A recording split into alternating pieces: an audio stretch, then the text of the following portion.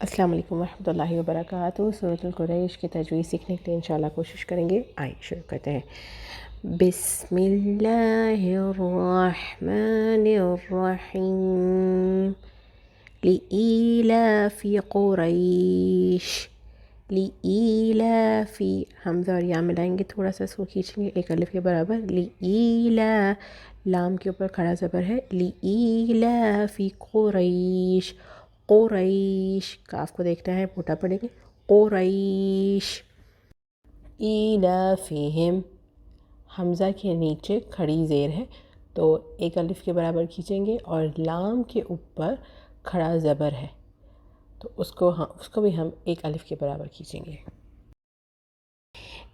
ایلافہم رحلتش، را کو باریک پڑھیں گے کیونکہ زیر ہے، کسرہ ہے، ہا کا مخرج ذہن میں رکھیں گے۔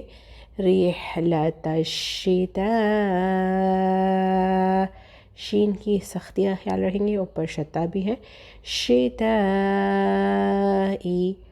والصیف، صاد میں وصل نہیں آنی چاہیے، والصیف۔ فلیعبدوا، تھوڑا کھینچی پڑیں گے کیونکہ یہاں پہ واو مدہ ہے، واو سے پہلے دمہ ہے۔ فلیعبدوا رب، را موٹا پڑیں گے، با کے اوپر شدہ ہے، سختی کا خیال رکھیں گے۔ ہاذل، ہا کے اوپر کھڑا زبر ہے، ایک الف کے برابر کھینچیں گے۔ ہذا البیت، رب هذا البیت۔ الذی، تین الف کے برابر کھینچ کے پڑھیں گے یا کو۔ الذی، کیونکہ یہاں پر جو ہے وہ یا کے نیچے زیر ہے تو یا مدہ بھی آ رہا ہے اور اس کے اوپر مد بھی ہے۔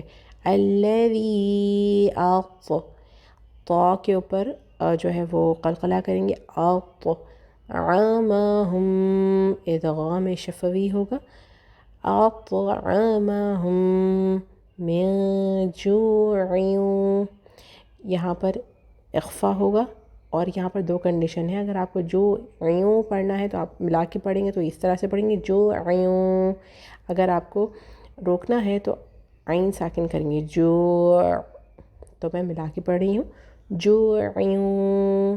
وآمنہم، یہاں پر ادغام شفوی دوبارہ سے ہوگا جیسے پہلے کیا تھا ہم نے، من خوف،